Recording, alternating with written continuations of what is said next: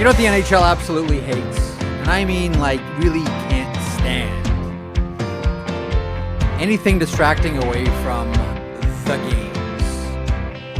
Listen, we had a wonderful weekend full of hockey. We had some really, really exciting games. Probably the most exciting game was St. Louis and Winnipeg on Saturday.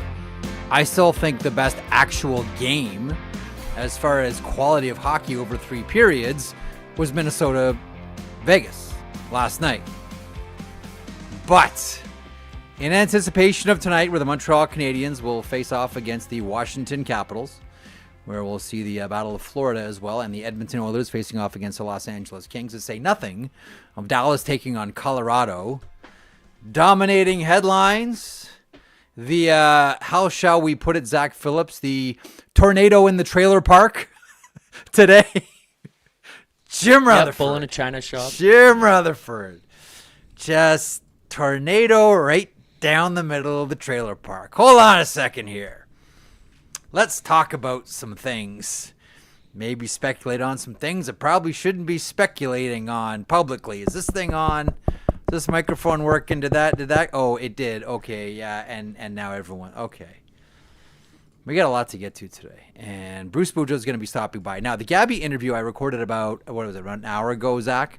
We had a chance to talk to Gabby. Gabby's very busy today. He's in Secaucus, New Jersey for the NHL Network. So that interview, and it's about 20 minutes long, and we go over a lot of the stuff from the weekend, we'll present in about 15 minutes' time. And I'll hang out in the chat. But we got to do Rutherford. He is the gift that keeps on giving. Now, we're going to talk about Jim Rutherford. We're going to talk about Hughes. We're going to talk about Tocchet. Speculate on what's next. We have some coaching dismissals we have to go over as well from the weekend, Rangers and Ducks. We've got all the action on the ice and the headline dominator, Jim Rutherford, coming up here. So let's get to it. Daily outline provided by our partners and friends at FanDuel. Make every moment more with North America's #1 sportsbook, FanDuel, North America's #1 sportsbook app provider. Coming up on the program today, the very first playoff edition of the sheet here. We're going to kick it off by talking about, well, we're going to talk to Bruce Boudreau here coming up in a couple of moments. Some locker clean out, some Jim Rutherford stuff coming up in a second.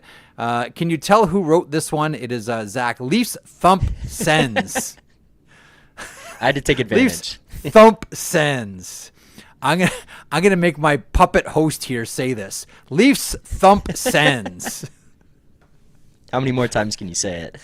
And we're gonna talk about legal goal. Yeah, I want to make a couple of points about the Artturi Lekhonen situation from Saturday. But let's get right into Rutherford here. Again, the NHL can't stand it when things off the ice dominate the headlines. That's why when there are coaching changes, they would like it to be outside of game days, which is what you see as the playoffs go on. If you're sort of new to this and you look at the timing, what teams will try to do out of courtesy to the of the playoffs is they try to time their announcements on non-game days. Doesn't always work, and especially right now where there are games every day, it's near impossible, and that's why we saw the Laviolette and Cronin dismissals on a game day. But nonetheless, Jim Rutherford, the headline machine, the headline maker, a lot of it revolving around the future of Quinn Hughes. And I like the way that Blake Price framed it on Twitter. I don't know if it's tampering, but it's tamperee. Here's Jim Rutherford, the Vancouver Canucks. Have a listen and a watch. The one thing that we will be sure of, that we will have enough cap space to offer him the kind of contract that he deserves.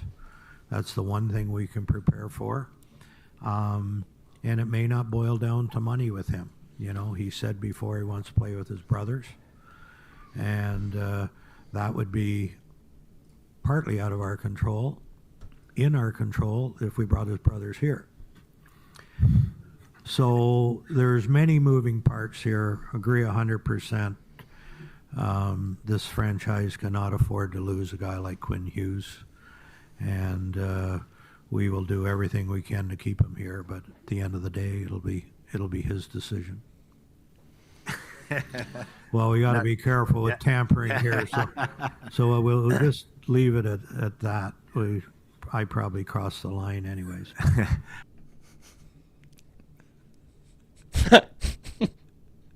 There comes a moment in your life, and I really can't wait for that moment to happen in my life.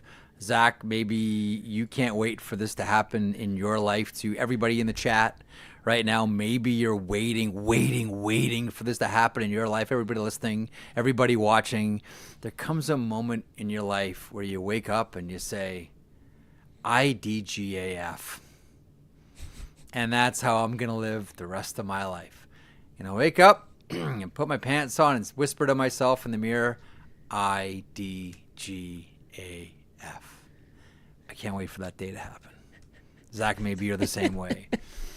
Jim Rutherford swallowed that pill a long time ago. The one thing about Rutherford that we all know is if you ask Jim Rutherford a question, he will give you an answer. And so we should never, go after someone for having the nerve to be honest or speak candidly. In this era where we live, where everything is corporate speak, where everything seems to have a certain polish on it, where everything seems to be framed and couched in a very specific way as to, give the impression that you're saying something when really you're just serving up an empty calorie bowl of cereal. There really is something to be said about someone who will give you an old school answer. Like if you go back and read old interviews or I've got stacks of, if I can flip the camera around, there's all these boxes of old hockey news magazines, and I'm always impressed when I go back and flip them open and read quotes from people. It's stunning, and I always come away with it saying the same thing to myself. One, I wish people still spoke like this, and two, you could never get away with talking like this these days. It really is incredible how things have changed. But to the Quinn Hughes situation, again, what Blake Price from the Sakaris and Price show mentioned is probably that line that Jim Rutherford is walking here. Is it technically tampering, saying, well, we can either sign him or bring in his brothers? We've all thought about it. We've all discussed it, but it's another thing to say it. I'm sure they've discussed it internally in Vancouver as well. It's one thing to say, we will make the maximum amount of cap space available to Quinn Hughes, but it might not come down to money.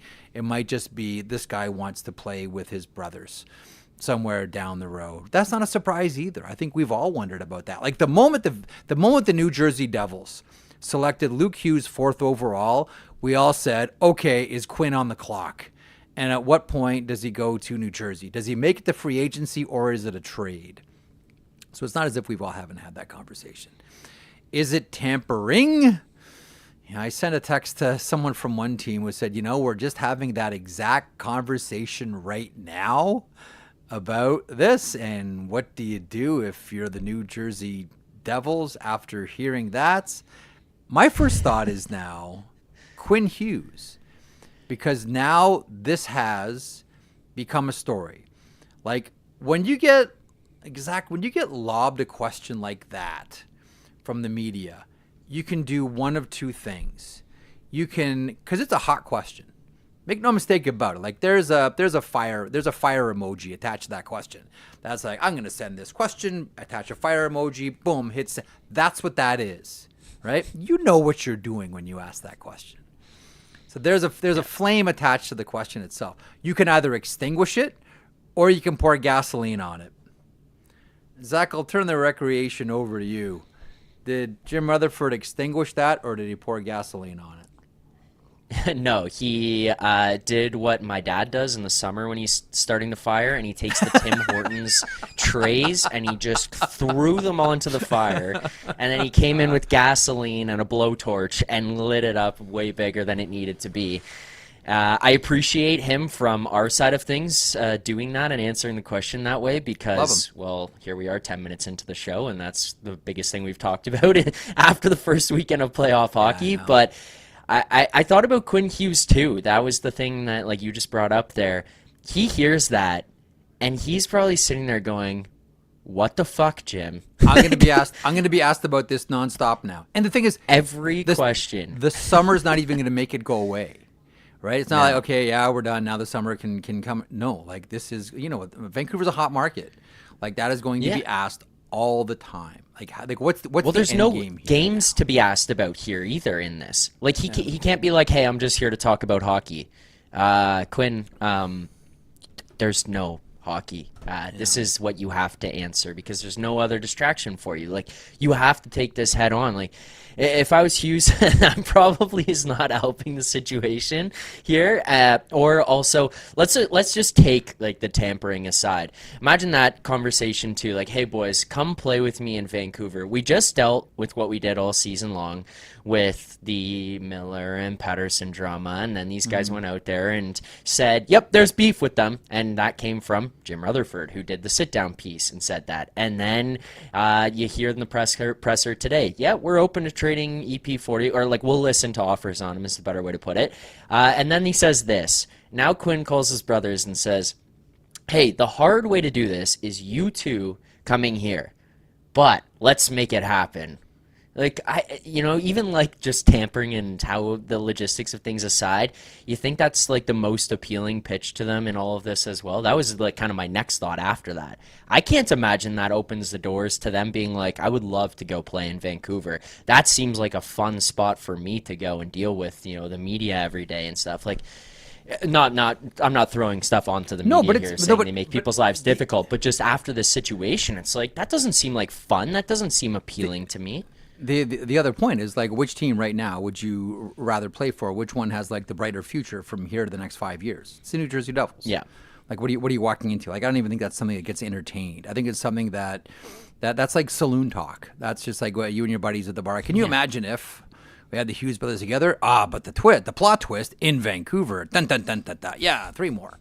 Like that's kind of no one expects that to happen, but now all of a sudden this has been lobbed into Quinn Hughes' court, and he's going to be asked about wanting to play with his brothers. And we all know what the contract status is and when it expires. The only question is, and now this is where this conversation is going to turn, everyone's going to make their fantasy trades, and that's going to dominate conversation with Quinn Hughes, because Jim went out there and said he wants to play with his brothers. Normally you do that when you're prepping a market for something, when you're getting the market ready for something to happen here. Kind of like when you when you saw Jim Rutherford do that interview with the Globe and Mail. Like, that was like, Jim Rutherford doesn't do anything by accident. He's been at this too long. Like, he does things very, very deliberately, and that was the chumming of the waters for the JT Miller trade. And it was shortly after that JT Miller got dealt.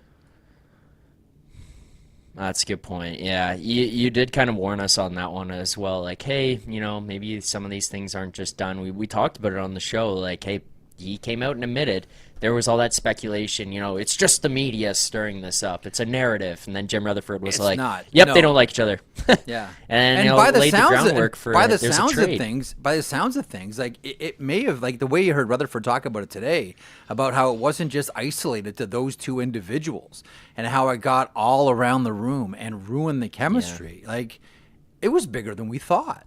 Like, if anything, as bizarre as this is going to sound, if anything, the media didn't talk about it enough. Did I just say that? The media didn't. We didn't talk about Pettersson and Miller enough. And when you hear Jim Rutherford say like that, it affected the entire room, like everybody in that room, and the chemistry of the team. I don't know, man.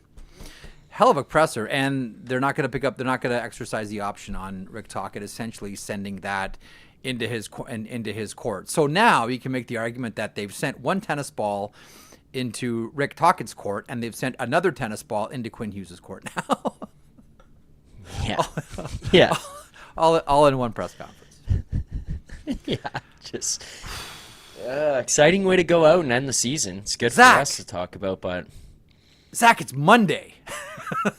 Yeah, I know. It's Monday. Oh my God. Okay, we got a lot to get to here today. Let me a couple of things here. One of the big stories is who's going to show up: the Ottawa Senators or the Toronto Maple Leafs. We all know about the history of Toronto Maple Leafs woes in the postseason. But one thing I want to point out here, after the weekend's worth of action, curious what your thoughts on this one. I know that you didn't get a chance to watch one of the games that I really want to talk about here, because you had Leafs post-game responsibilities yesterday. I thought the most entertaining hockey game we saw was St. Louis Winnipeg on Saturday. That was fun. What a great way to kick off the Stanley Cup playoffs. That was so good, so entertaining. Jets fans got real quiet. in that first period. It's like, holy smokes, here we go again. Connor Hellebuck. let's in a loafing shot from the point late. You're like, oh boy, here we go. But by the end, it turned into a hell of a hockey game and a real emotional roller coaster.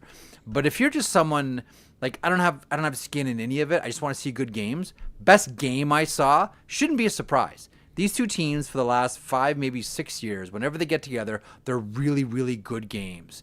All 3 periods, shift in, shift out, even though Minnesota really dominated in that first period yesterday. I thought the best actual hockey game was Minnesota-Vegas last night. That game was outstanding. Now, a couple of thoughts from you before we get to Bruce Boudreau here. Maple Leafs and the Ottawa Senators. We start the interview with Gabby on this point. First of all, how was the show last night at the bar? Greta. It was a lot of fun. I've only got to do a couple of these live in-person shows here now. The first one being in Nashville when we went and did that. So last night we did a pregame show, we did a postgame show. It was a lot of fun. You get to meet people who will watch the show and have been following along. It was really good. I mean, obviously it was Easter Sunday, so a little bit more difficult for people to get out, but still there was a good turnout there in Greta. It was pretty busy, so the shows were fun. But I mean, just kind of building my own experience of getting out and doing this kind of stuff is a lot of fun for me right now, Jeff. Yeah. It's a good time. Ottawa did, I think, what a lot of us thought that they would do. Say all the right things before and then have it all fall apart. I don't think the goaltending helped them whatsoever.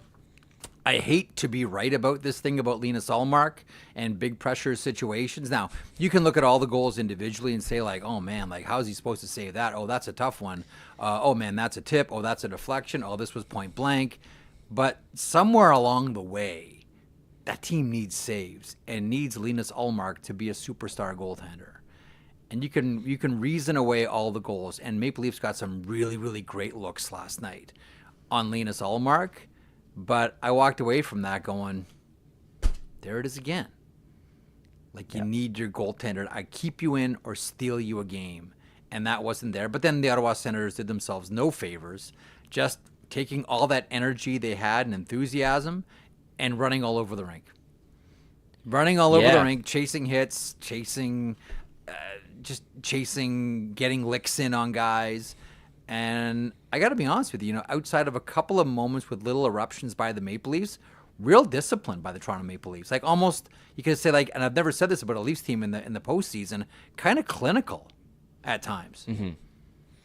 The way I put it last night in the show was very mature, and I think that was the same word that I've heard used now across a couple of different shows on our network here today talking about that game and the way the Maple Leafs played. And I'm curious, like, what you think about this, because this is kind of how I laid it out. Was there was years past specific moments that stick out to me where it was the Montreal series where Matthews is getting grabbed by the collar. I think it might have been Shea Weber, and he's laughing, and the camera's got the picture of him. I didn't like that moment because, it was like back to him, not willing to engage, not willing to be a part of it. Mitch Marner against Florida, Matthew Tkachuk face washing him. He's standing there with his hands glued to his hips, and he's smiling at him and not willing to engage. I didn't like those moments because it made me feel like these guys just don't have any interest in being involved. Last night against Ottawa, they didn't go back at them and start throwing punches and stuff like that. But what they did was they went eye to eye with Senators players, and the Sens would come in and throw cross checks and stuff, and you could see every one of the Leafs guys would stand there. They'd put their sticks on the guy's hip and be ready to go, ready to engage, whether it's JT, Nylander, Tanev, Carlo, all the way through the lineup. I just thought the response, the way that they did engage after the fact, was very poised, very mature, and I think in a lot of ways it actually pissed off the Senators more, because in years past I think the response allowed the other team to feel like, we've got them. They're not going to do anything back. And I think last night it was, they're not going to do anything back, and oh shit, this is like, we can't get them to draw into this. You know what? Okay, let me get to Bruce Boudreau here. Let me make one final point. You know what now that I'm thinking about, what it reminds me of? The Atlanta Thrashers in the old Southeast Division for the longest time had a decent team. Had Ilya Kovalchuk, superstar. They finally make it to the playoffs. They're facing off against the New York Rangers in the opening round. And they get crushed by the Rangers because Ilya Kovalchuk, spent the entire series not trying to score, play hockey. He spent the whole series chasing Sean Avery and trying to get licks in on Sean Avery instead of actually playing. And the next thing you know, Kovalchuk was packing his bags along with the rest of the Atlanta Thrashers. That's kind of that's the most recent comparison that I can make. Interesting. Let's get to Bruce Boudreau. This segment is, by the way, a presentation of J.P. Wiser's. J.P. Wiser's, proudly Canadian, celebrates the moment with a limited edition Stanley Cup bottle, the perfect match for you and your game night crew.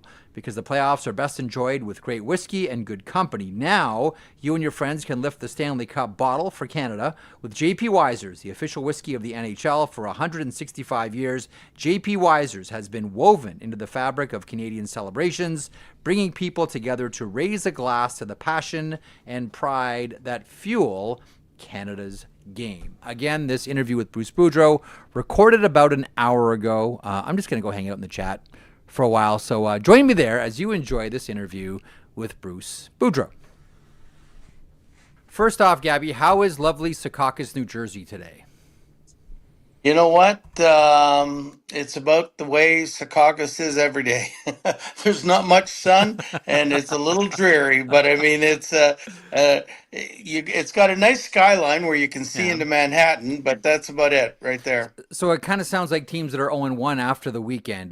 Kind of dreary, a little depressing right now. Let me start here. We'll sort of go wide brush on some of these games here. As a coach, what happens when your team loses the first game, and how much does it matter whether it's at home or on the road?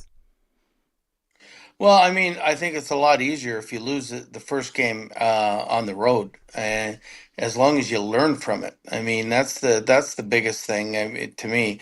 I mean, I wouldn't get too down after losing the first game on the road, as long as you can improve upon that and you can get better. There were some games out there that I was pretty unimpressed with this weekend. So I mean, it's going to be interesting to see how these teams bounce back. Who specifically? I'm guessing Ottawa might be one of those teams. I mean, that's their first kick at it here with this group. Would Ottawa be one of the most disappointing teams for you coming off the weekend? Yeah, I mean, obviously, because they knew what they had to do and they knew what they couldn't do. And what did they do? They can talk about, out shooting them and 5-on-5 chances and that, but I mean, the playoffs are more than that. It's an all around thing, and when you take dumb penalties and you're going to let that power play, who seems to be going quite well right now on the ice, you're going to get beat, and it was easy to see the Leafs weren't retaliating, and Ottawa was getting frustrated. But like I said, if you can learn from that, and then the next game be better. But if you come out the same way, and the same thing's going to happen. I mean, I give them a pass on game one because they weren't going to beat the Leafs in four straight. But if they now know what they're up against and what they have to do to win, I think it would be a good learning experience for Ottawa. Let me get a couple more thoughts here on the Sens before I shift it over to the Maple Leafs here. I wonder, too, if that is just a matter of experience. You can say all the things, yeah, we know we can't do this, yeah, we know we have to focus on that, and then the puck drops, and then the emotions all rise to the surface, and all those things that you said you wouldn't do, you're thinking about as you're sitting in the penalty box. Like when you look at Ottawa, and I can't help but saying, so much of this, you take your leads from the coach, you take your leads from the captain as well. How did you see, both, Travis and Brady here in that game? Well, I mean, Travis never shows a lot of emotion. I'm pretty positive that that they talked about all those things with Brady. And you said it at the beginning here, is that we can talk about it, but if you haven't been there in 7 years, for 7 straight years, you've been thinking how great it's going to be into the playoffs and what an amazing feeling. It's like for 7 years, you haven't had Christmas. Now, all of a sudden, Christmas is coming. How am I supposed to respond to it? And I think that's almost what it was like for Ottawa, which is why I say, hey, I hope they learn from that. They can do that one game. They can't cross-check everybody every game because the refereeing is different, the play, the pace, the physicalness. There's so many things that are different that hopefully in 60 minutes, if you're an Ottawa fan, that you sort of gathered it all together and said, okay, now we know what we have Mm. to do. Maybe we can beat them by doing this, but we know we can't beat them by doing that. How much of that the Sens loss do you pin on the goaltender? How much of this is Linus Ullmark? You know what? I don't really. I mean, the goals that they were scored. I mean, they were pretty.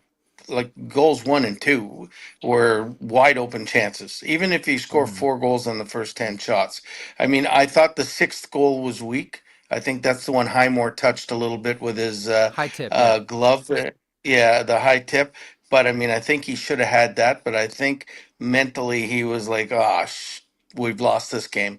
And but I mean, I don't hold him responsible as much as I hold Ottawa allowing 2 grade A chances in the first 7 minutes of the game. I mean, Yeah. and when you get behind the 8 ball, that's exactly what the Leafs want. Then you've got to open it up, and if you open it up against the offense on the top 2 lines in Toronto, they're going to get more and more scoring chances, which is what they did. What about the Maple Leafs goaltender here, Anthony Stolarz? This is his real first kick at it here, and had a tremendous regular season. But having said that, rebound control very much an issue for Stolarz on Sunday night. How did you read the Leafs net minding situation?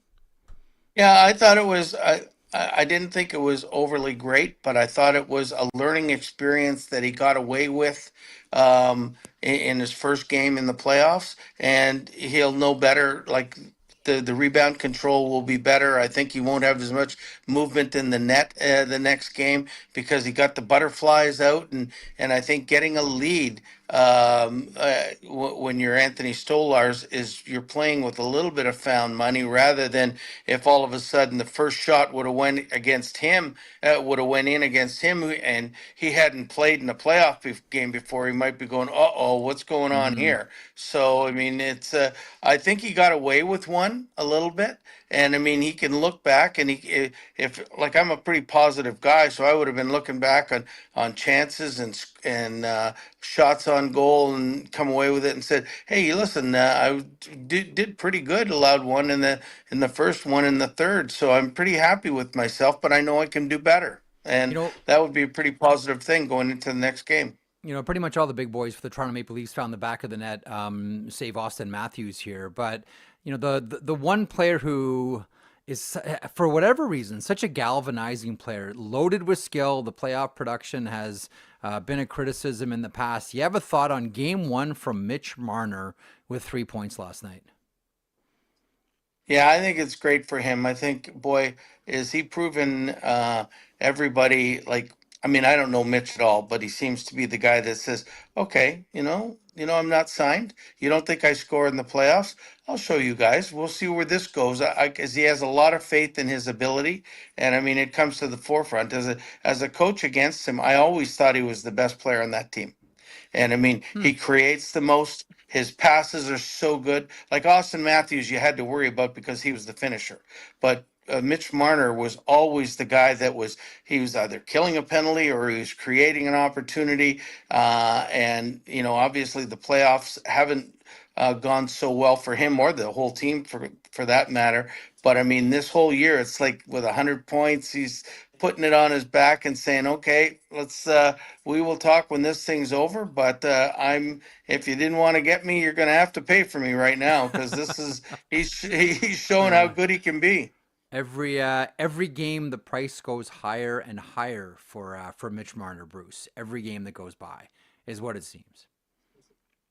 Oh yeah, I mean 100%. I mean, because you know what? I don't care what his money, what they say they can afford or they can't afford or whatever. Somebody will pay it. I mean, for Mitch Marner. And I Absolutely. don't care what that number, right up to the max. Somebody would pay it for Mitch Marner. And you know what? He'd sit there and he'd say, "Hey, I'm making this amount of money, but I mean, you guys want to get mad at me because you think I'm making too much. I'm going to show you." This is Yeah. the way he plays, that he wants to show people how good he is, and he's obviously pretty good.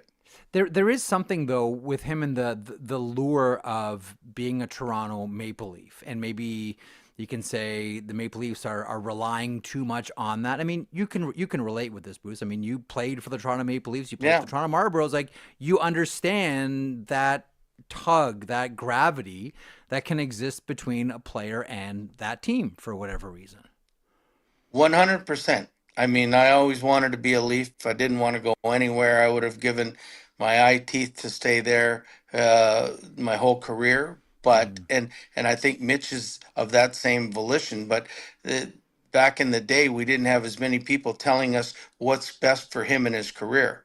And so, I mean, I really do believe he's going to do what he wants to do. But I think he'll listen to people that give him the advice on what to do. And it would be, it might be something he doesn't want to do, but he'll do it on the advice of other people. Like I'm willing to bet Rantanen would like to be in Colorado right now, and Sure. no matter how much money Yeah. he's getting paid. And I mean, uh, but sometimes that's a strange lure, that money thing.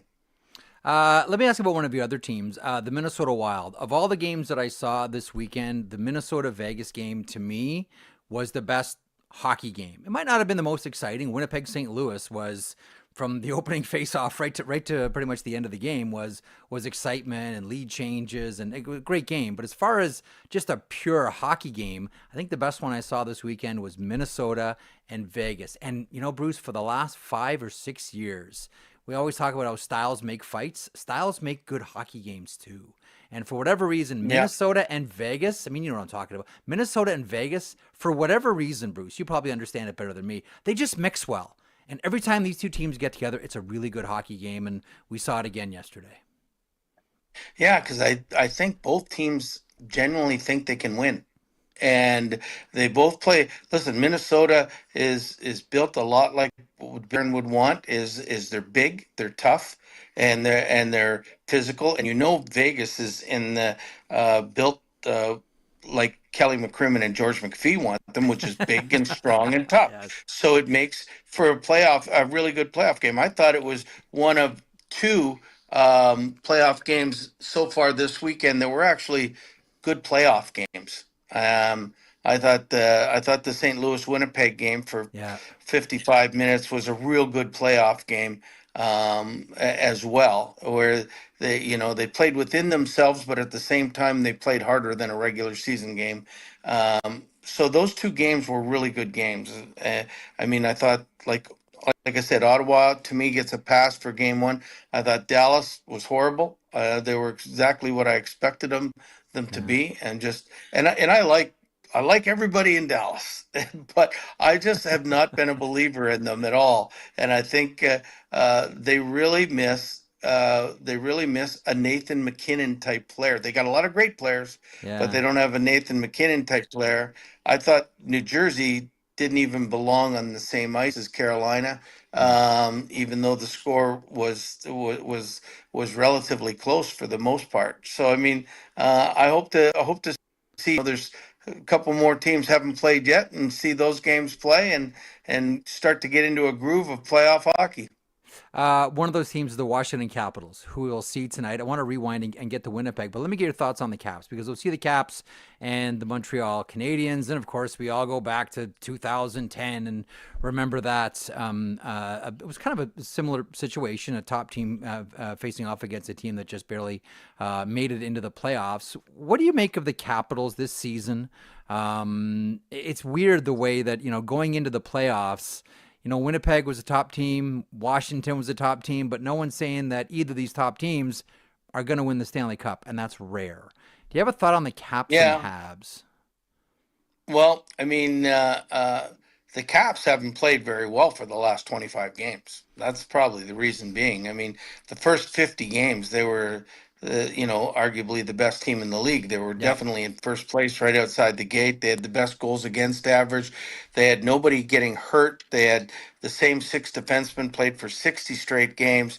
They had Alex was scoring, and they were still scoring. They had the best shooting percentage in the league, and so everything was going well for them. I mean, I don't know if it was the chase got too big. The chase with Alex got too big for them, and they couldn't focus as much in the last, say, 20 games. But they all of a sudden they went from the best defensive team to the worst save percentage team in the league, which is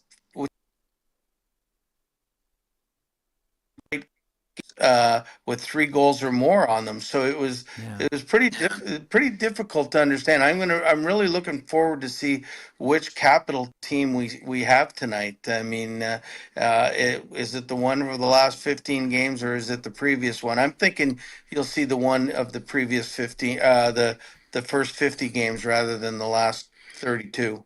Hoping it's a great series. Let me get a closing thought here on the St. Louis Winnipeg game that we saw on Saturday. I think Scott Arniel isn't getting enough headlines for what he's been able to do with this Winnipeg Jets team. But I think that the work that Jim Montgomery has done this season with the St. Louis Blues should be and is pretty obvious to everybody, casual or otherwise, who's watched the St. Louis Blues this season. This was wild. I'll just be blunt, Gabby. This was a wild, fun ride. You're right. You mentioned earlier, outside of the last 5 minutes, this was just a flat-out, fun hockey game. As a coach, what do you take away from that game? I mean, if I'm St. Louis, I'm saying, hey, we can beat these guys. They can beat them poor Braden Shen, I think he had, 50 hits or something that night. I know. I mean, I don't know how his body, because he's not built like Luke Shen. I mean, he's not going to be able to do that for the whole game, every game. But I think this is a 6-game series, and I think, I think it's going to go back and forth. This is a mano-a-mano type of series, and I loved it. And I think in the end, Winnipeg is used to playing these games and winning them, and I think that's the reason they won out in the end. I think if St. Louis had gotten a lead, they can defend as well, and Binnington can definitely defend a 1-goal lead. Sure. So I mean, I just think it was a real playoff game, and where the physicality was there, but they played within the lines for the most part, and I mean, it was up and down, and there's speed to this, both units or both lineups, and it was really fun to watch. It sure was. And more great hockey on the horizon. Enjoy your time tonight at NHL Network, and we will chat soon, my friend. Thanks always for doing this for Gabby. Really, really appreciate it. All righty. Anytime, Jeff. Thank you. There he is, Bruce Boudreau, the one and only. And I'm sure there was that moment there where you got that warm feeling in your chest when he talked about always wanting to play for the Maple Leafs and never wanting to leave. There was there was Boudreau once said, because there was a time there where he was being, I think, considered for a position on the bench. He always only wanted to be a head coach, but the one team that he maintained he would go on the bench as an assistant coach was the Toronto Maple Leafs. Now, also, just because Rick Tocchet is in the news today, and now that ball has been lobbed over to Rick Tocchet from Jim Rutherford and Patrick Allvin. They will not exercise the option. It's up to Rick Tocchet. If he chooses to come back, there are some vacancies, as we know, around the NHL. See Philadelphia, see New York, see Anaheim. We'll see what happens with teams like the Boston Bruins. It's over to Rick Tocchet. There was a time where the Maple Leafs, when Sheldon Keefe was coaching, that the Maple Leafs made Rick Tocchet an offer that would have made him the richest assistant coach in the history of the NHL. I believe it was either at or just under $1 million to be an assistant coach with the Maple Leafs. Where are assistant coach salaries? Yeah. Where are assistant coach salaries at now? It depends. It depends on the market. It depends on the team, and it depends on the candidate. But I can assure you, there's no $1 million assistant coaches. In the NHL. That's one of those ooh. When would that have been? Do you know what year? I want to say that was 3 years ago. Yeah, would have been nice. I want to get into a couple of things here because time is becoming our enemy here. Although I just had a lot of fun in the chat. Time is becoming our enemy here. So I want to get a couple of thoughts in on the Artturi Lekhonen goal from Saturday. And a couple of thoughts on that Game 1 and if Dallas has any chance here. But before we get there, I want to introduce a new partner here on the program, RV Easy. I've always wanted to do this. Your motorhome or travel trailer isn't just for getaways, it's a moneymaker on wheels. Most RVs sit parked in their driveway. With RV Easy, you can rent out your motorhome or travel trailer and earn over $20,000 this year. Founded, owned, and operated by Canadians, RV Easy takes care of everything, including full insurance, coverage provided for every rental, and best of all, you choose when to rent and set your own pricing. List your RV for free today at rvezy.com, rvezy.com. That's rvezy.com. RV Easy. Rent your RV. Make money easy. I've always wanted to do that. Just hop in an RV I looked and at vanish. this website. Just hop in and like just become a rumor. Whatever happened to? I don't know. He got in his RV and he was gone. I always wanted to do that. Here, I found his phone. Yeah. He doesn't need that. He's just vanished. He's gone. Yeah. How did you see the Artturi Lekhonen goal on Saturday and the subsequent debate around it? First of all, do we have the clip? I want to make a point about overtimes here. I was talking about this during the Women's World's Championship final yesterday. Let's show the clip. This is the opening goal in what was a game that was dominated by the Colorado Avalanche. Really great performance by Mackenzie Blackwood as well. But here's Lekhonen kicking off the scoring. So it's one of the weirdest goals you'll ever see. Normally, situations like this, the puck just goes wide or over the net. But is it... Okay, first of all, this comes into semantics. First of all, he's not deliberately kicking the puck. He's trying to save his knee from injury. But technically, that motion is a kick, but I wouldn't describe it as a kicking motion. That was I'm trying to balance myself here and make sure I don't blow my knee out in the process. But the actual movement was a kick. To me, that's a goal all day long.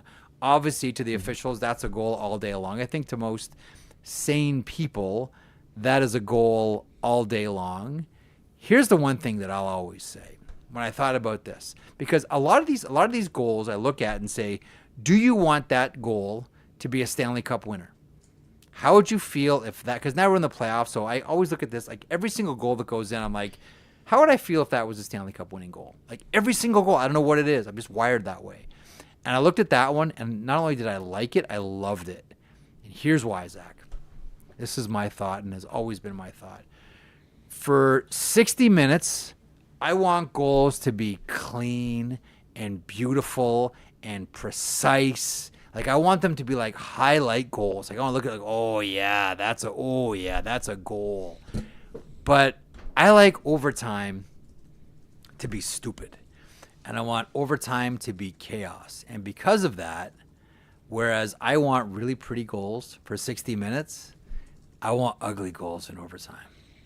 I want really messy, sloppy, ugly goals. And I don't know that we're going to see an uglier one than that in these playoffs. I'm looking at that and I'm like, I wish that was Game 7, triple overtime here. And that's the one that goes in. Just because I want OTs to be ugly goals. Ugly. I kind of, well, producer Vic's quoting you here. He's going to put this on a card later. That motion is a kick, but I wouldn't describe it as a kicking motion. I know. Good quote. But hang on. First of all, you know what I'm getting at, right? Yeah, I agree with you 100%. He's not deliberately kicking, but like the leg does come out. Like the actual motion itself, it's a kick. But he's not trying to kick it. No, I agree with you on this one. Okay, ugly goals. You agree with me on ugly goals. You want ugly goals in overtime. Give me ugly. Give it off someone's hip, off someone's ass, deflected off a skate, fans on the shot, and it goes. Give me that all day long. Goalie just whiffs on it, puts it in his own net, or player puts it. Oh, that's what we need. This year, Stanley Cup final, write it down, please. Please, if there is a hockey lord. I want I either want the most beautiful in their own net to lose the Stanley Cup. Steve Smith, Flames, Edmonton Oilers. I want that as a Stanley Cup winner. Go to bed. Okay. happy. That's what I want. So I either want the OV on his back goal Ooh, or that's an a ugly beautiful goal. goal. That's a beautiful goal. Right, but that's what I'm saying. Like, I want one way where it's the most beautiful or the other way where it's the most ugly. Like, if it's just a nice goal or a good goal, it's like, okay. Like, it's exciting, but I would want the either end of the spectrum for that. By the way, speaking of good goal, the bane of my existence, good goal as Legal opposed to goal. Described now as legal goal. What I'm liking now is you're starting to see officials that, and this has been happening now for about a year and a half.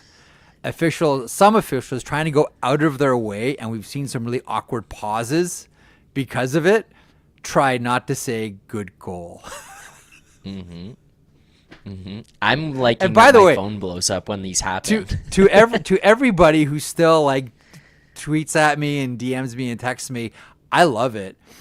Please, whenever it does happen, I'll get like just blank tweets, good goal or just goal. I still love it. I still smile. There's still work to be done. But yes, now we're seeing that's a legal goal. Legal goal? I've never seen anyone get arrested for scoring an illegal goal. Is that where we're at now? Are like flatfoots hitting the ice or cops coming out with handcuffs? I'm sorry, sir, that's an illegal goal. You're going to have to come with me. What? Legal goal. Just so you don't say Legal good goal. goal made me laugh. Yeah. Legal goal is hilarious. It's just a goal. No, I liked that one. That one made me laugh because it was like there was a conscious decision that was made by that ref to not say good goal. He knew not to say good goal. Legal It was goal. like, what is the other way that I can put this one? How can I what say are this? other ways that you can describe it without leaving it as just it's a goal? That's one thing, Yeah, actually. just Tweet at say us goal. at the sheet hockey. Yeah, Tweet yeah, at us. that's it. I want to Just- see. What are other ways? What are other ways to say goal? No, What no, other yeah, ways to say yeah. Like, good what are goal? these other ways? Yeah, Oh. other ways to say good goal. Like, we had legal goal. I want to know other ways that referees, officials can say this to drive Jeff nuts. I want to see these. If Jeff can tweet at me, the shots are 8-1, then I can Dude, at least did you filter see that? through these ones that you guys. I saw it. I yeah, don't have it. time to go through it right now, but like, whoever that person was, and I apologize for not having your name handy. Thank you so much in the Dallas Colorado game for tweeting at me the SOG shots 8-1. Nah, Will never brutal. not be funny. 99 problems. The shots 8-1. I live to torture you now with that. No, that's so bad. Like, I mean, I'm glad it happened, but brutal. Brutal. No, man, it's good. It's good. Okay, a couple more things here. Just me, or was that Logan Stankhoven goal, the second one, the loudest you've ever heard a puck hit a pipe? Now, I've heard people tweeted at me afterwards. I put that out on Twitter on Saturday. And by the way, man, Carolina just skated New Jersey into the ground. Like, that score was a 4-1 final. That should have been like 8-1. That game was like an 8-1 game. I know Carolina is let's spend the first 15 minutes warming up the Corsi and fire, puck. I get that, but at the same, but they do that, right? Like, so okay. Can I tell you a backstory on that? I'm not gonna say who the player was, but years ago I had a Carolina Hurricanes player tell me that.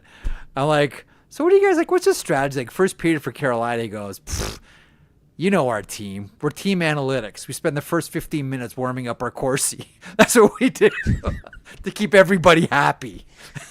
So that's warm up the Corsi. Anyway, so it's the Corsi Kings. The shots tilted, all of it.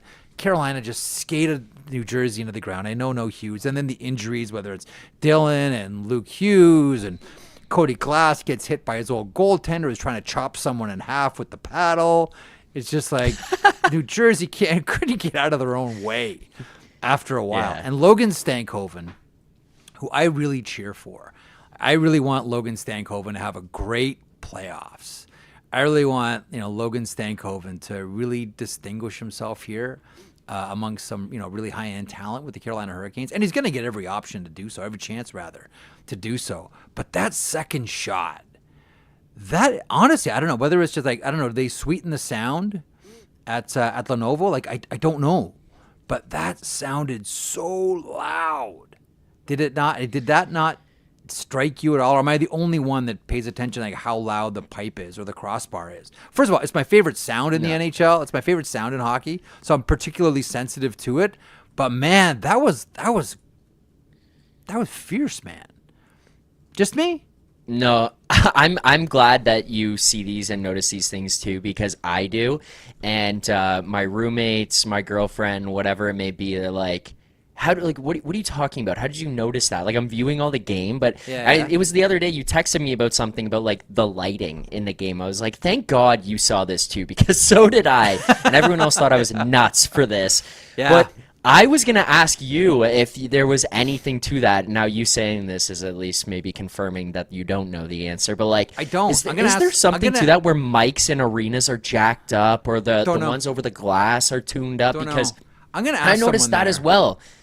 I'm gonna ask. And I feel like in Toronto on the Sportsnet broadcast, it's not quite like that. Like, I feel like you don't get, or at least in Toronto, you don't get it. Maybe it's just Scotiabank, whatever it is. But like, I'm not even talking about fans. I'm talking about like actual arena sound. You know what else you hear in Carolina there too, Jeff? I notice it a lot. Is the sound of when a guy gets hit into the boards. For some reason, to me, it feels like that's like it pops through the screen, through the sound when you're watching it. And like when that puck hit that post, I was like, holy shit. I know, it was super loud. It's like a fire what bell. the hell just happened? I'm like in public school and I gotta like evacuate, like leave your books, put your shoes on and leave. Like that's like how sudden that was. First of all, great shot. It's probably one that Markstrom needs to have, but it's just a perfect shot. You know, I wouldn't call it a necessarily great goal. It was a perfect shot, and it was just super hard. Anyway, my whole point about it, I really want good things for Logan Stankoven. Again, don't cheer for teams, cheer for players. I really want good things for Logan Stankoven. By the way, Spencer Newton submits this one, and I would love to hear. Close your eyes for 1 second. I've thought about this. Imagine an official saying this. So Spencer Newton in the chat says, "We have a great goal." Like if we're going to describe goals, like I want an official to be really flowery with like, "We have fucking awesome goal. Look at it again." I just looked at the replay, guys. That goal's fucking awesome. Center ice. They turn on the mic. After video review, we have a fucking unbelievable goal. Who's that guy that wears four and wears the bands? Wes, that's up to you, man. Let's go. Next level. I think I saw J-Rock said that is an acceptable goal. I think that one would drive you nuts. That would drive me nuts. But be as flowery as you can. If we're going to go like good goal, okay, so now we're describing the goals, are we? Okay, so like, I've never seen anything like that. Before I tell you whether it was in or not, let's just say that was an incredible play. A round of applause for everybody here. Okay, now that I've got your attention. Like, think about that, though. They come out from the Lekhonen one, they reviewed that kick, and they're like, in an unseen set, never before seen set of circumstances, we have an unbelievable goal. Folks, first of all, that's a goal. Second of all, I want to remind you all, your job at the end of the day is to stay alive. Because if you stay alive, you'll see some weird shit. Just like this Arturi Lekhonen goal. To center ice we go. Give me that call. Yeah. That would be a unique way to go about it. Let's put it that way. Okay, I've lost total of focus of what we're supposed to be doing now. Where are we going now? I think that's most of the stuff that I wanted to get out. Did I mention how good Mackenzie Blackwood is? Mackenzie Blackwood was great in that Colorado Dallas game too. Like to me, this one might go down. Remember that year that Vegas, when they won the cup, they picked up Ivan Barbashev at the trade deadline, and we all went like, okay, like decent, and it turned out to be like the move that put them over the top and got them the cup. If Edmonton would have gone farther, Matthias Ekholm would have been that trade. To me, I wonder if we look back at this season, if Colorado does this, and it looks like they got the weapons to do it, we look back and go, Mackenzie Blackwood. That was the trade. Yeah. That was the trade. Missing his jibs. And the great signing afterwards, too. Yeah. Just Picasso. Yeah. Picasso by Colorado. Agreed. Where are we going? What are we doing? You're in control. Set the controls for the heart of the sun. What do we got? Where do we want to go to? Games of the night? I guess that's probably the reasonable spot to go to. I think so. Let's do games of the night because we have a number of them. And as always, we'd like to remind you of our friends and partners here on the program. The Sheet is powered by FanDuel, home of the same game parlay. Make every moment more on FanDuel. FanDuel, proud to connect fans to the major sports moments that matter to them. We got 4 games tonight. We got the Montreal Canadiens facing off against the Washington Capitals, game 1. All right, Samuel Montembeault starts. Logan Thompson starts. We're all waiting for this one. Like, as Gabby just mentioned a couple of moments ago, Washington hasn't played great down the stretch here. A lot of it revolved around the OV chase. He broke the record in a loss. What can I say? Montreal, on the other hand, even though it looks like they squandered it last week, that game against Chicago had a good comeback again. The game against Carolina and salted it away on game 82. Montembeault versus Thompson. The ghosts of 2010. We'll see what prevails tonight. It's game 1. Meanwhile, game 2. If game 2 is as entertaining as game 1, don't move. St. Louis and Winnipeg. Jets lead the series 1-0. Jordan Binnington starts. Connor Hellebuck starts. I didn't think either goaltender was exceptional in game 1, and that's fine. Like, there were moments where I was like, Binnington's got to have that. There was the floater from the point where I said, Connor Hellebuck's got to have that one. I really do wonder if the game plan is going to be the same if you're the St. Louis Blues, and just go out there and try to pound the Winnipeg Jets into dust. Now, the other two that we really have to mention with the Winnipeg Jets, Mark Scheifele was outstanding. We all talk about players that have the burr under the saddle after not getting the nod for the Four Nations. Scheifele, obviously one of those players. And don't forget, Mark Scheifele here. Mark Scheifele is one of those players where when the playoffs are done for his team, he still watches. There are a lot of players just want to get away from it and just leave it. He is the 24/7, 365 hockey player / hockey fan. And he's probably realizing that, look, I'm closer to the end than the beginning of my career. This really might be my best shot at it. And you can tell every single shift, he's leaving it all out there. He's like, look, maybe finally we have the team here. Scheifele was amazing in game 1. Kyle Connor was great in game 1 as well. And that game was so entertaining. Such an entertaining. And the fans were super loud too. And the whiteout, baby. The whiteout. The whiteout. Vic texted me after. He's like, I disagree with most things you say, but I agree on the whiteout. Like, thanks, Vic. Appreciate that. Can I pause you on this game quickly here? Yeah. What do you expect from Hellebuck here tonight? And the reason I ask this is I, among with I think a lot of other people, kind of got, as you kind of let off the show with a little bit there with Hellebuck, was, oh no, here we go again. I think those were the exact words my dad said to me when that game had started unfolding the way it was.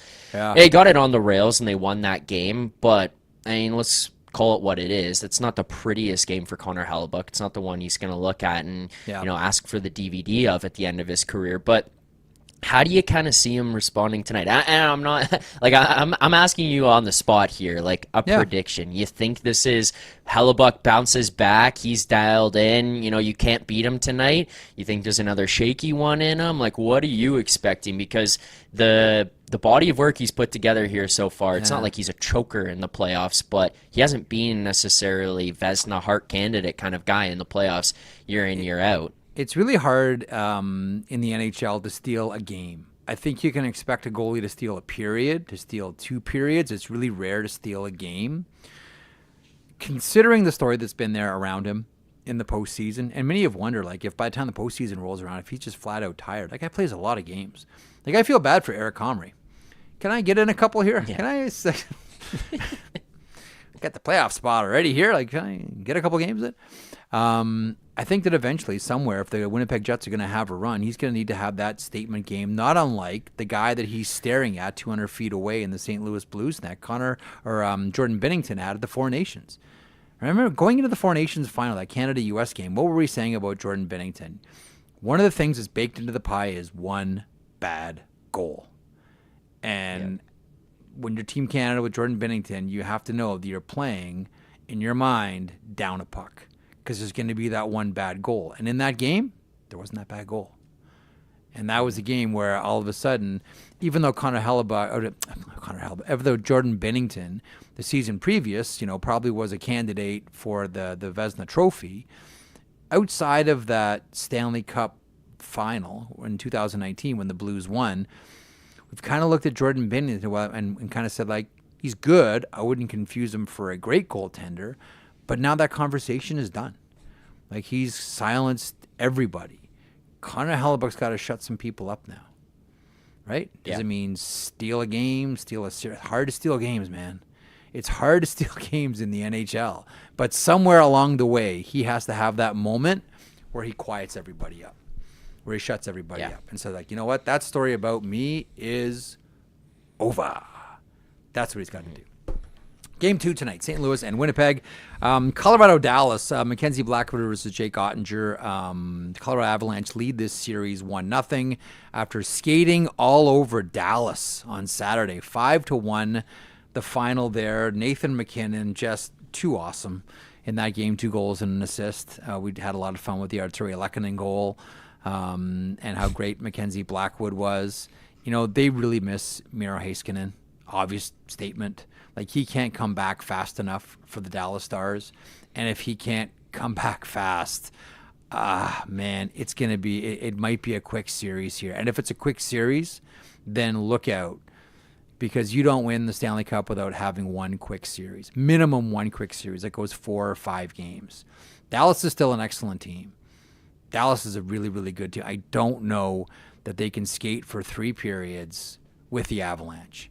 Like, watching that game, Zach, did you not say to yourself, man, I don't know that Dallas is fast enough? Because Colorado, it's like Colorado started the game by grabbing the Dallas Stars by the ankle and swimming out to deep water fast and said, okay, let's tread water here. Let's see if you can keep up with us. Let's see if you can keep up with us out here in deep water. And Colorado stayed at that pace. And slowly but surely, Dallas just got slower and slower. They couldn't do it. Can they, somehow slow down Colorado? Not likely.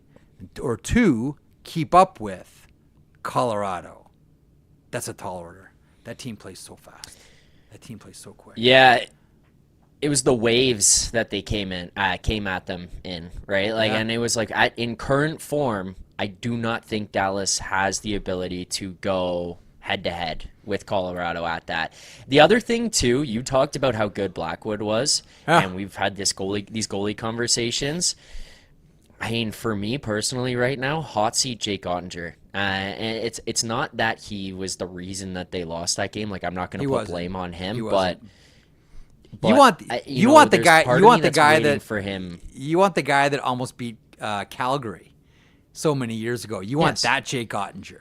We all want that Jake. Yes. Dallas wants that Jake Ottinger. Absolutely. Yeah. The guy that we looked it's at. It's like Herb Brooks, like, talking to Jim Craig saying, I know he's in there. Like, that guy's in there. Who can find him? I want the guy who didn't take the test. That's what they're looking for. I can recall having the conversation, like, after that Calgary series, like, are we looking at the next Carey Price? Like, that's how good Ottinger was and all the potential that he had. We're like, holy smokes. And that goalie's still in there. Like, oh, wow, is this guy like the next Carey Price? I don't know. Like, that is, you talk about stealing games. You might need a goalie to steal a game here because you don't want to go down, to Cobb to Colorado going back to Ball Arena. Forget it. No, that's pressure, one of those ones. All pressure on Dallas, man. Yeah, you feel so suffocated if that's the case. You go back to Colorado down 2-0 here. I just don't know how you mentally kind of.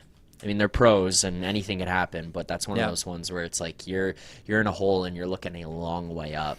Tough. Okay, let's finish on this one. Edmonton Oilers, Los Angeles Kings. This is game 1 at Crypto.com Arena. I know we've seen this so many times.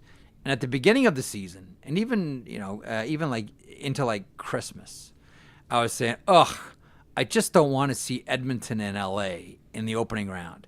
And Zach, you know what I want to see maybe more than any other series here in the opening round? Edmonton, LA. I think this lines up to be a much. Now, Edmonton's got like super duper star power, as we all know, with like 2 of the top 5 players in the world, period. Maybe 2 of the top 3 players in the world, period. And you say to yourself, man, who's going to beat them? But then you look at the rest of the roster, and you look at the health, and even you look at like the superstars themselves, like McDavid and Leon Draisaitl, not at 100% health after 82 games. Stuart Skinner versus Darcy Kemper. Listen, LA's got the advantage in net. LA's got the advantage on the blue line. I think they have the advantage with forward depth, but they don't have 2 guys in Draisaitl and McDavid that can win games individually. That's why this one is so fascinating to me. And one of the interesting things in it, too, is I can't wait to see Byfield here. I really can't wait to see Byfield in this situation where he's freed up away from tight checking here. And that's where, like, there's Kopitar, there's Danault, and then there's Quinton Byfield. All of a sudden, Quinton Byfield sees some ice, and you become a superstar in the playoffs. You really distinguish yourself in the playoffs. I wonder if Quinton Byfield can be that guy for the Los Angeles Kings. Talent's all there. It's all there laid out in front of him. Yeah. All you got to do is beat Edmonton. Went to the Stanley Cup final last year. Yeah. This was one of those ones I like getting in the weeds of hockey internet, whether it's like on Facebook comments, Instagram comments, Twitter. I mean, Vic can attest to it. Last night during intermissions, this guy saw me like reading Sens fans tweeting about the game, losing their minds, just thriving off of this. That's the kind of parts of the internet I go to. This one has been fun to see people going back and forth because both sides are dead convinced that anybody who doesn't think their team is winning is like the dumbest person on earth. And it's just, they're so convinced. I'm reading this and Kings fans are like, you don't get it. Your goalie stinks. You've got no depth. Oilers fans are coming back with just like, you can't trust Kemper. He did it once. He can't do it again. You don't have Draisaitl, McDavid. I'm like, let's go. Like this game, I can't wait to kick off here tonight. I'm excited. Also, before we wrap up on this stuff, huge shout out to Colton Davies for helping me get those boards ready that we put up today. Colton's awesome. The team at the Nation Network got those built, and then Colton was the one. He sent me a text and said, I can help you out with some stuff. We obviously did the pre-record with Bruce there.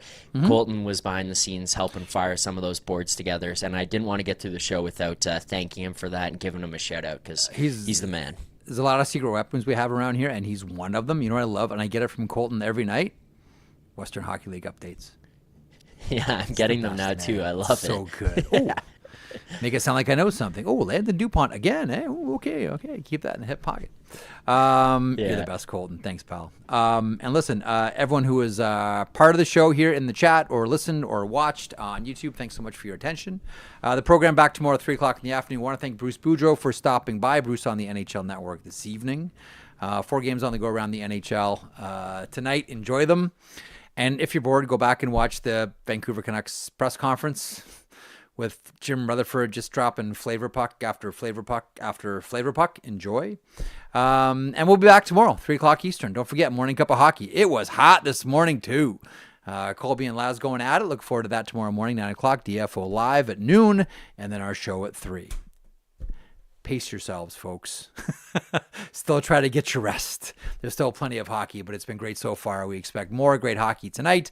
Enjoy it. The show is back tomorrow, 3 o'clock Eastern, right here on our Daily Faceoff YouTube channel.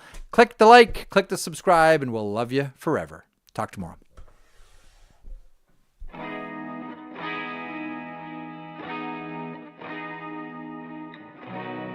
If you enjoyed that video, and we certainly hope that you do, please hit the subscribe button right there here at Daily Faceoff. I will put this lineup up against any hockey lineup anywhere. It all gets underway at 9 o'clock Eastern with Morning Cup of Hockey. That is Johnny Lazarus. That is Colby Cohen. Then at noon, it's DFO Live. And then 3 o'clock Eastern, The Sheet. Get caught up on everything in hockey.